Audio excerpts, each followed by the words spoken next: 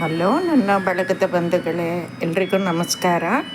ಇವತ್ತಿನ ರೆಸಿಪಿಯಲ್ಲಿ ನಾನು left over make over ಅಂದರೆ ಏನಾದರೂ ಉಳಿದಿರುತ್ತಲ್ವ ಹಿಂದಿನ ದಿವಸ ಮಾಡಿದ್ದು, ಒಂದು ಅರ್ಧ ಮಸಾಲೆ ಇರ್ಬೋದು ಅಥವಾ ಪುಡಿ ಇರ್ಬೋದು ಅಥವಾ ಉಳಿದಿದ್ದ ಅನ್ನ ಇರ್ಬೋದು, ಬೆಂದನ್ನ, ಹೀಗೆ ಏನಾದರೂ ಒಂದು ಪದಾರ್ಥ ಉಳಿದಿರುತ್ತೆ. ಅದನ್ನು ಹಾಳು ಮಾಡದೆ ಹೇಗೆ ಇನ್ನೊಂದೇನಾದರೂ ಅದಕ್ಕೆ ಸ್ವಲ್ಪ ಸಾಮಾನುಗಳನ್ನು ಸೇರಿಸಿ ಇನ್ನೊಂದು ಪದಾರ್ಥ ಮಾಡೋದು ಹೇಗೆ ಅಂತ ತೋರಿಸ್ಕೊಡ್ತಾ ಇದ್ದೀನಿ. ಅದರಲ್ಲಿ ನಾನಿವತ್ತು ಮಾಡಿದ್ದು ಈ ಅಲಸಂದೆ ಕಾಳಿನ ಕೂರ್ಮ, ಇದನ್ನು ತೋರಿಸ್ತಾ ಇದ್ದೀನಿ. ನಾನು ಪಲಾವ್ಗೆ ಸ್ವಲ್ಪ ಮಸಾಲೆ ಹರ್ಕೊಂಡಿದ್ದೆ ನಿನ್ನೆ, ಅದು ಸ್ವಲ್ಪ ಜಾಸ್ತಿ ಆಯಿತು ಅಂತ ಎತ್ತಿಟ್ಟಿದ್ದೆ. ಅದೇ ಮಸಾಲೆ ಹಾಕಿಬಿಟ್ಟು ನಾನು ಮಾಡಿದ ಕೂರ್ಮನ ತೋರಿಸ್ತಾ ಇದ್ದೀನಿ ಇವತ್ತು ಹೇಗೆ ಮಾಡೋದು ಅಂತ. ಇದು ನಿನ್ನೆ ನಾನು ಪಲಾವ್ ಮಾಡ್ಕೊಂಡಿದ್ದೆ, ಅದಕ್ಕೆ ಸ್ವಲ್ಪ ಮಸಾಲೆ ಜಾಸ್ತಿ ಆಗಿಬಿಡ್ತು. ಹಾಗಾಗಿ ಸ್ವಲ್ಪ ಫ್ರಿಜ್ಜಲ್ಲಿ ತೆಗೆದಿಟ್ಟಿದ್ದೆ.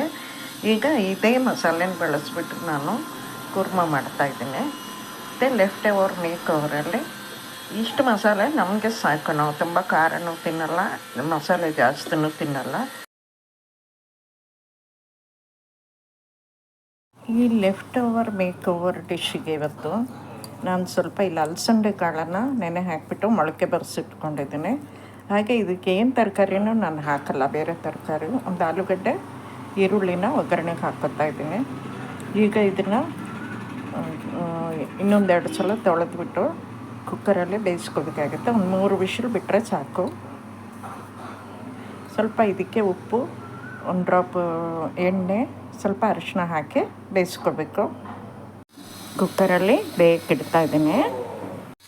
ಈ ಕುಕ್ಕರಲ್ಲಿ ಬೇಯಕ್ಕಿಟ್ಟಾಗಿದೆ. ನಾನು 3 ವಿಷಲ್ ಬಂದರೆ ಸಾಕು. ಅಲಸಂದೆ ಕಾಳು ಚೆನ್ನಾಗಿ ಬೆಂದಿದೆ. ನಾನಿಲ್ಲಿ ಒಂದು ಈರುಳ್ಳಿನ ಸಣ್ಣಗೆ ಹಚ್ಚಿಟ್ಕೊಂಡಿದ್ದೀನಿ ಕೂರ್ಮ ಮಾಡೋಕ್ಕೆ, ಮತ್ತು ಒಂದು ಟೊಮೆಟೊನ ಹಚ್ಚಿಟ್ಕೊಂಡಿದ್ದೀನಿ. ಬಾಣಲೆಗೆ ಒಂದು ಅರ್ಧ ಸೌಂಟಷ್ಟು ಎಣ್ಣೆ ಹಾಕ್ಕೊಂಡು ಒಗ್ಗರಣೆ ಮಾಡ್ಕೊಳ್ಳೋಣ. ಒಗ್ಗರಣೆಗೆ ಸಾಸಿವೆ ಹಾಕ್ತಾಯಿದ್ದೀನಿ.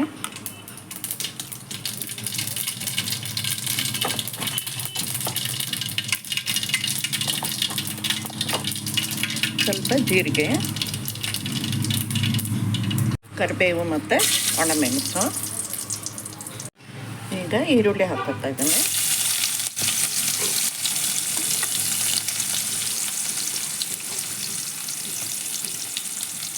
ಈರುಳ್ಳಿ ಸ್ವಲ್ಪ ಕೆಂಪಾಗುವಾಗ ಟೊಮೆಟೊ ಹಾಕ್ಕೊಂಬಿಡ್ಬೇಕು.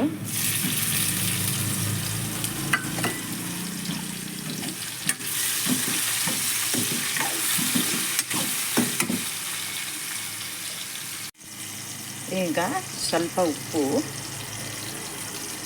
ಅಂದರೆ ನಾನು ಕಾಳು ಬೇಯುವಾಗ ಸ್ವಲ್ಪ ಉಪ್ಪು ಹಾಕ್ಕೊಂಡಿದ್ನಲ್ಲ, ಹಾಗಾಗಿ ಸ್ವಲ್ಪ ಕಮ್ಮಿನೇ ಹಾಕ್ತಾಯಿದ್ದೀನಿ. ಇದರೊಟ್ಟಿಗೆ ಸ್ವಲ್ಪ ಅರಿಶಿನ ಹಾಕಬೇಕೀಗ. ಅರಿಶಿನ ಸ್ವಲ್ಪ,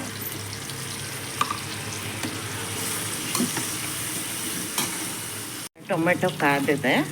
ನಾನು ಈಗ ಹರ್ಕೊಂಡು ಉಳಿದಿದ್ದ ಮಸಾಲೆನ ಹಾಕ್ಬಿಟ್ಟು ಸ್ವಲ್ಪ ಹೊತ್ತು ಕೈ ಆಡಿಸ್ಬಿಟ್ಟು ಮಸಾಲೆ ಮತ್ತೆ ಗಟ್ಟಿಯಾಗೋವರೆಗೂ, ಸ್ವಲ್ಪ ಹಸಿ ವಾಸನೆ ಹೋಗೋವರೆಗೂ ಹುರ್ಕೋಬೇಕಾಗತ್ತೆ. ನೋಡಿ, ಮಸಾಲೆ, ಈರುಳ್ಳಿ, ಟೊಮೆಟೊ ಎಲ್ಲ ಚೆನ್ನಾಗಿ ಫ್ರೈ ಆಗಿ ಎಣ್ಣೆ ಬಿಡ್ತಾ ಇದೆ. ಈಗ ನಾವು ಬೇಯಿಸ್ಕೊಂಡಿರೋ ಕಾಳನ್ನು ಹಾಕಬೇಕು.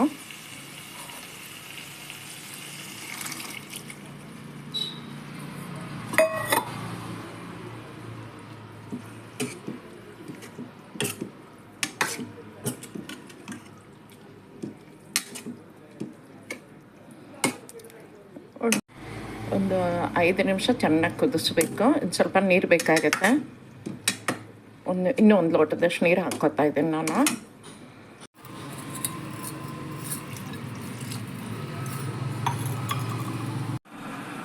ನೋಡಿ, ಉಳಿದ ಮಸಾಲೆ ಪೇಸ್ಟಿನಿಂದ ಎಷ್ಟು ಬೇಗ ಅಂದರೆ ಒಂದು 15 ನಿಮಿಷದಲ್ಲೇ ಒಂದು ಕೂರ್ಮ ತಯಾರಾಯಿತು. ನಾನು ಸಾಮಾನ್ಯವಾಗಿ ಯಾವುದನ್ನು ವೇಸ್ಟ್ ಮಾಡಲ್ಲ, ಎಲ್ಲನೂ ಉಳಿದಿದ್ರೆ ಫ್ರಿಜ್ಜಲ್ಲಿ ಇಟ್ಟಿರ್ತೀನಿ. ಆದರೆ 2-3 ದಿವಸ ಇಟ್ಕೊಂಡು ತಿನ್ನಲ್ಲ.